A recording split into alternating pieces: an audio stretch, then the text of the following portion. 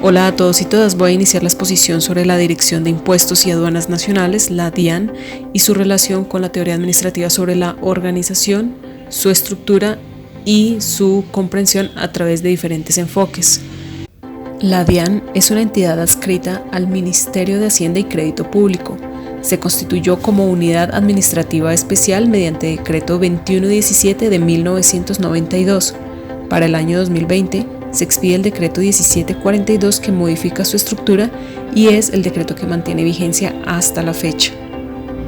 Como se mencionó, la naturaleza jurídica de la DIAN es como unidad administrativa especial del orden nacional de carácter eminentemente técnico y especializado, con personería jurídica, autonomía administrativa y presupuestal y con patrimonio propio, y esta entidad pues está adscrita al Ministerio de Hacienda y Crédito Público.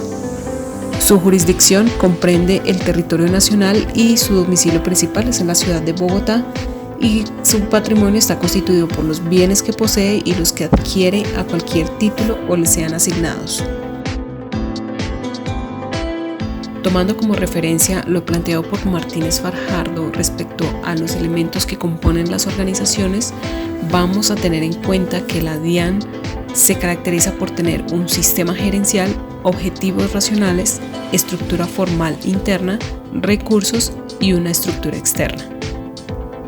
Para iniciar con el sistema gerencial, tenemos en cuenta que aquí se caracterizan 5 actividades principales, que son planear, organizar, direccionar, evaluar y retroalimentar. Todo ello junto hace parte de una planeación estratégica, que es una herramienta de gestión que permite establecer el camino que deben recorrer las organizaciones para alcanzar los objetivos. En este caso del sistema gerencial tenemos en cuenta objetivos estratégicos, que para la DIAN son la legitimidad y sostenibilidad fiscal, la cercanía al ciudadano, la transformación tecnológica y la transformación del talento humano. Objetivos estratégicos que al mismo tiempo tienen relación con los objetivos racionales, que son en sí fines, propósitos y metas. Por supuesto, estos objetivos racionales están atados a una visión y a una misión de la entidad. Empezando por la misión, tenemos que de la DIAN es facilitar y garantizar el entendimiento y cumplimiento de los deberes tributarios, aduaneros y cambiarios para contribuir a la seguridad fiscal del Estado y la competitividad del país. A su vez, la misión es ser reconocida como una organización innovadora y referente del Estado y de otras administraciones del mundo, generando confianza y orgullo en nuestros grupos de interés.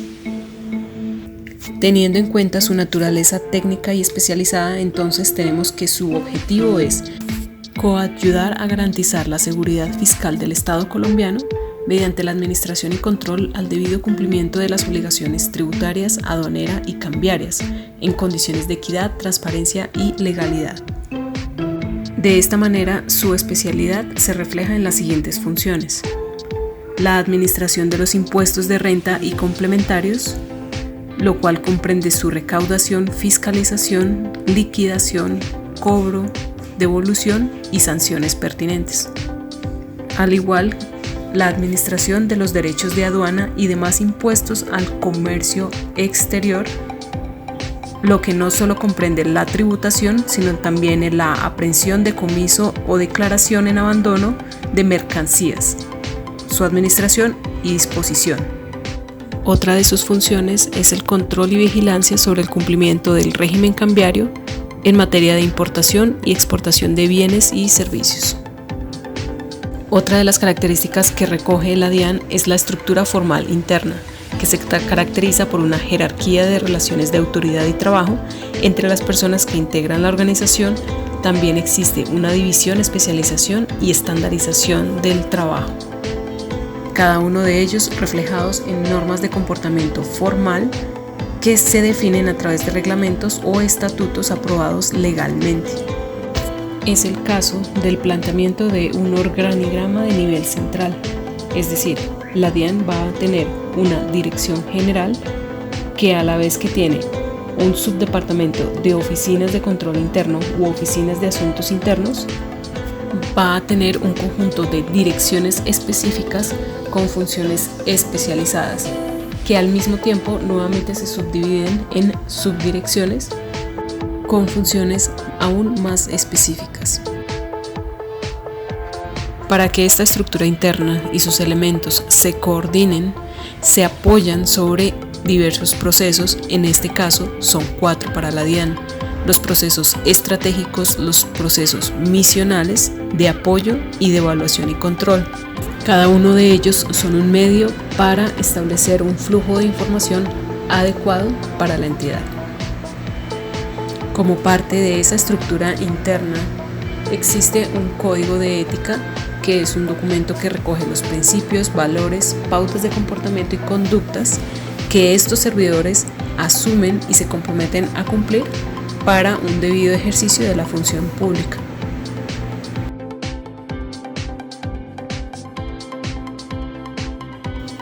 En el caso de la estructura externa vamos a tener como palabra clave la interdependencia entre el entorno y la organización, en este caso la DIAN. El entorno va a ser siempre cambiante y la DIAN va a responder a esa dinámica cambiando sus planes, modificando sus estrategias, de modo de que siempre hay una interrelación. Voy a mencionar 3 ejemplos de cómo tiene lugar esa interacción. El primero de ellos son los núcleos de apoyo contable y fiscal, que es una iniciativa de educación fiscal y de programa de cultura tributaria para diferentes agentes. Entiéndase personería natural o personería jurídica, entiéndase ciudadanos o entiéndase empresas que hacen parte o que, hacen parte del programa que maneja o los proyectos que maneja la DIAN para con los compromisos tributarios de cada uno de ellos. En el otro caso tenemos, por ejemplo, la relación que tiene la DIAN como institución estatal con respecto a la Contraloría General de la República. Teniendo en cuenta que la DIAN administra los recursos financieros del país, la DIAN suministra información requerida a la Contraloría según lo estipulan las resoluciones del 2003, 2005 y 2006. Sin embargo, no todas las relaciones atañen a los sistemas formales.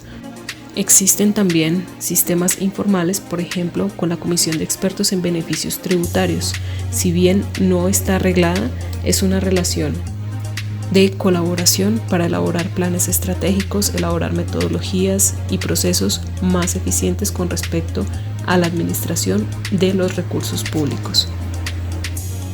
Finalmente, otro de los elementos son los recursos, que son considerados como medios o factores que utilizan las organizaciones en su proceso de producción, en este caso de gestión, que se pueden clasificar de diferentes maneras, más sin embargo aquí voy a ejemplificar los humanos, financieros y tecnológicos. En el caso de los humanos, la DIAN para 2022 contaba con alrededor de 11.556 empleados. De todas maneras, en los últimos 2 años se han realizado convocatorias para poder incrementar la planta. Para el caso de los recursos financieros, tenemos que la DIAN recibe asignaciones que están estipuladas en el presupuesto general. Por otro lado, pueden haber recursos que provengan de donaciones o asistencia técnica de algunos convenios que pueda tener la institución. También podemos hablar de recursos tecnológicos. En este caso, digamos que podemos hacer énfasis en el plan digital de la DIAN, la cual quiere modernizar todo su sistema tecnológico para ofrecer sistemas modernos en la gestión de información.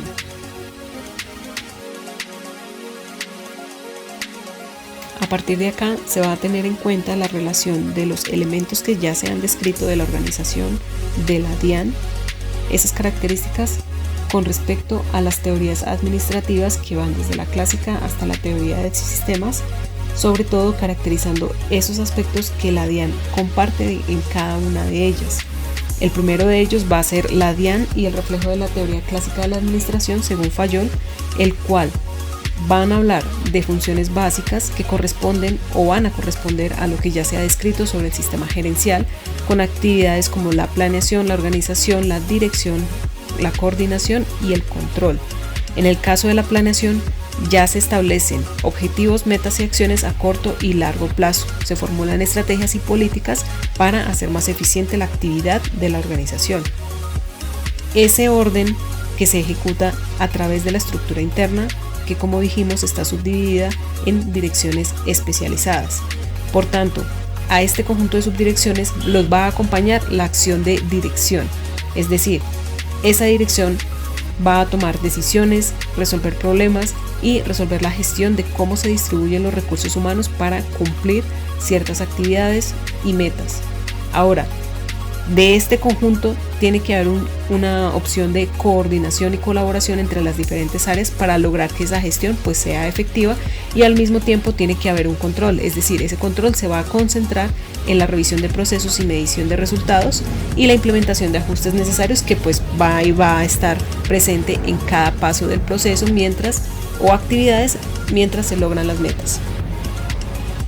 Pasando a los principios de la teoría de Fayol, voy a tener en cuenta 5 aspectos que van a estar relacionados directamente con la DIAN, que se habían definido antes en las actividades o funciones principales. La primera de ellas es la definición de tareas, que, como se mencionó, tiene relación con las subdirecciones, cuyas tareas son específicas dependiendo pues el área de competencia.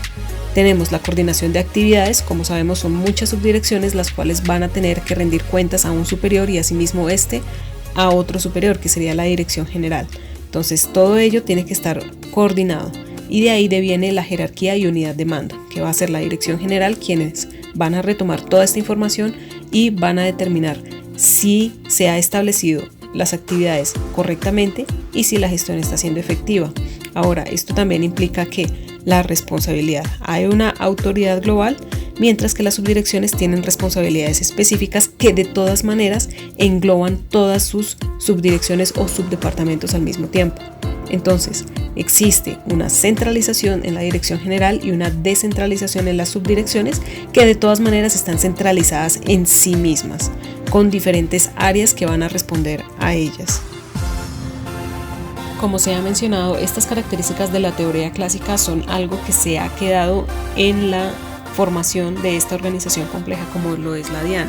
Ahora, con este término complejo, voy a introducir la teoría de sistemas y cómo esto se refleja en la DIAN. Aquí son 8 elementos los que coinciden en muchos de los aspectos de la organización. Tenemos en principio la importación de energía, es decir, en este caso la DIAN recibe constantemente información del entorno. En este caso llámese legislación, la actualización de normas, las tendencias económicas, los agentes, cómo están respondiendo los agentes a estas políticas. Ese tipo de energía es lo que importa a la DIAN para definir o saber cómo está gestionando la información. Le sigue en este caso el procesamiento, es decir, las funciones que ejecuta la DIAN con esta información que ha recibido y la gestión de toda esta información para dar resultados, que sería el siguiente componente como sistema. Estos resultados incluyen la recaudación de impuestos, la facilitación de comercio exterior, el control aduanero, entre otros. Recordemos que en este caso no es simplemente la gestión de los recursos, sino también esa relación que se tiene entre los agentes que tributan y el Estado colombiano, ya que existe una corresponsabilidad. En ese sentido, las actividades son como ciclos de acontecimientos, que sería otra de las características. Las actividades de la DIAN poseen esa naturaleza cíclica. Las funciones están adaptadas a calendarios fiscales y normativos, cuya periodicidad en general es anual. Y aquí, dejando de lado los tecnicismos, digamos, de sus actividades, tenemos en cuenta que como organización va a tener una retroalimentación, es decir, hay un control interno, hay unas auditorías, hay unas evaluaciones de desempeño, están los comentarios del público que van a mencionar o van a dar lugar al concepto que se tiene de esta organización, y también a revisar cuán efectiva es, no solo por esas evaluaciones formales, sino también por aspectos informales como son las opiniones o lo que es tangible a los agentes tributarios en cuanto a los servicios que estos adquieren. Y aquí es cuando todo se une para poder introducir la entropía negativa, es decir, la DIAN se está autoorganizando constantemente de manera que pueda responder no solo a esos controles o a esas evaluaciones que están mencionando uno u otro resultado, sino también a un ambiente que se encuentra en constante cambio y rápido avance. Con esto quedan 2 aspectos a describir: la diferenciación y homeostasis. que van a referirse a esa diversificación de funciones y responsabilidades específicas que la DIAN tiene, centradas en la administración de impuestos y aduanas. Es allí donde la DIAN mantiene su identidad como gestora de los tributos de los colombianos. Y ya para finalizar, tenemos el aspecto de la equifinalidad, que reconoce la flexibilidad y la adaptabilidad de la DIAN para lograr sus objetivos bajo diferentes condiciones y contextos. Otro autor que se ha trabajado para poder caracterizar la organización de la DIAN es Etzioni, y este se va a enfocar en los fines, es decir, en el estado de cosas deseado que la organización pretende realizar. Esto tiene que ver mucho con los fines esenciales del Estado, entre ellos un pequeño resumen va a ser la promoción de la prosperidad general, garantizar la efectividad de los principios, derechos y deberes consagrados en la Constitución. ¿Por qué prosperidad y por qué derechos y deberes? En este caso, la tributación es un deber. Es esta recaudación de recursos lo que permite que haya una distribución de la riqueza de manera que se pueda ejecutar diferentes obras o gestionar esos recursos para la prosperidad de todos los habitantes del territorio. Y esto está relacionado directamente también con la misión de la DIAN, que va a ser garantizar y facilitar el entendimiento y cumplimiento de los deberes tributarios, aduaneros y cambiarios para contribuir a la seguridad fiscal del Estado y la competitividad del país. Es decir, todo ello unido a la prosperidad general. Si bien el fin sigue siendo el mismo para la DIAN a través de los años, vemos que hay una multiplicación de esos fines. ¿Por qué? Porque estos nuevos fines van a dinamizar las actividades y la gestión que realiza la DIAN. En este caso vemos como, por ejemplo, entre el 2008 y 2020 hubo al menos una reorganización de esas actividades específicas y una redistribución de funciones en nuevas direcciones que van a cumplir esas funciones. ¿Por qué se multiplicaron? Muchas de ellas tienen que ver con la cuestión tecnológica y también cómo se ha complejizado el sistema aduanero, sobre todo en las actividades comerciales del país. Ahora, siguiendo a Etzioni, vamos a tener en cuenta que él habla de patrones de supervivencia y efectividad, es decir, existe un patrón sistema que constituye una exposición de las relaciones que, si existen, permitirían a una organización mantenerse y actuar, lo cual guarda relación con el proceso de homeostasis que se hablaba previamente con la teoría de sistemas. Se caracterizan dos patrones, en este caso, el patrón de supervivencia y el de efectividad. El primero, el patrón de supervivencia, va a ser un conjunto de requisitos que, si se cumplen, permiten al sistema existir. En este caso tenemos la estructura formal de la DIAN, la cual contiene las normas y funciones específicas que tienen que ver con su misión. Mientras estas sigan asignadas a la DIAN y se sigan cumpliendo, va a permitir a este sistema o a esta organización existir. Ya de otro lado tenemos el patrón de efectividad, que define un esquema de interrelaciones entre los elementos del sistema que lo haría más efectivo en el servicio de un fin dado, comparado con otra combinación de los mismos o de similares elementos. Esto tiene que ver un poco con el aspecto de equifinalidad que se hablaba antes, que son como unos fines específicos a los cuales se pueden llegar de acuerdo a diferentes mecanismos o procesos que se hayan determinado o adaptado para el logro justamente de esa efectividad, de esa realización de las acciones. Más sin embargo, esta realización tiene que tener en cuenta los resultados que sean efectivos y resultados que sean prioridad para el modelo administrativo actual.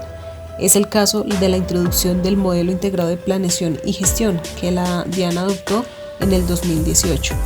Este modelo tiene como objetivo mejorar la gestión y resolver las necesidades de los ciudadanos con integridad y calidad. Es decir, el fin ahora es también lograr un valor público en la gestión y relación que tiene esta entidad con los ciudadanos.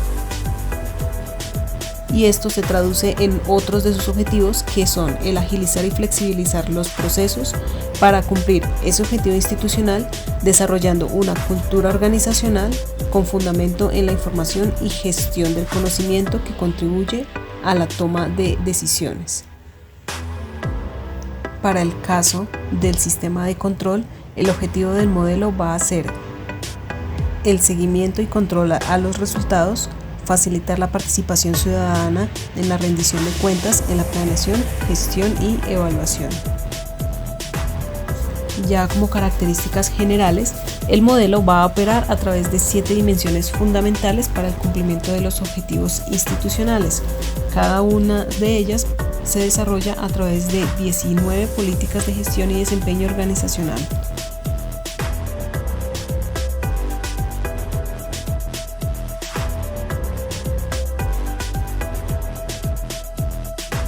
Ya habiendo confirmado la naturaleza sistémica y compleja de la DIAN, vamos a caracterizar el entorno, es decir, en dónde se desarrolla y dónde se desenvuelven las actividades de la DIAN en una compleja red de instituciones y organizaciones que hacen parte del Estado. Pues la DIAN, más que una entidad fiscal, es un actor clave en la regulación económica y social del país. En este caso, su primera función o esencial es la administración de los impuestos, que de por sí es una herramienta esencial para la redistribución de la riqueza y la financiación de servicios públicos. La manera en que se aplican esos impuestos tiene un impacto directo en la estructura social y económica del país. Es por eso que la configuración de políticas fiscales a través de la DIAN pueden reducir las brechas económicas y promover una sociedad más justa.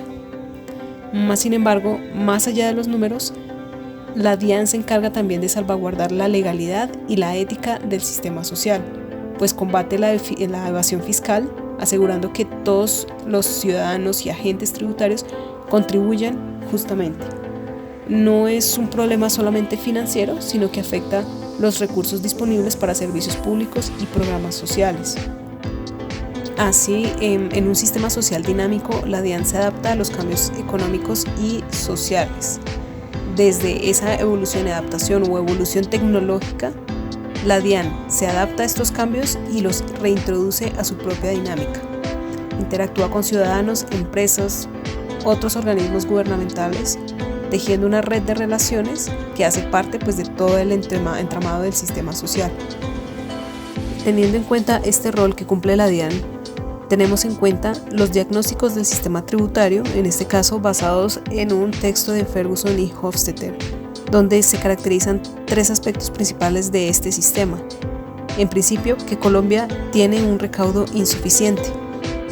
La ratio entre lo que se recauda y el PIB está por debajo de la media de otros países. Otro segundo, problema del sistema tributario va a ser la forma de recaudo que quebranta los principios deseables de tributación. Ese estatuto tributario es largo y complejo, conlleva a enormes inequidades horizontales, no cumple su rol básicamente sobre la redistribución de los ingresos y enfrenta tasas altas de evasión debido a esa complejidad innecesaria. Y un tercer aspecto es los obstáculos y viabilidad de las reformas, pues las iniciativas más ambiciosas del gobierno con frecuencia no han logrado apoyo democrático en el Congreso.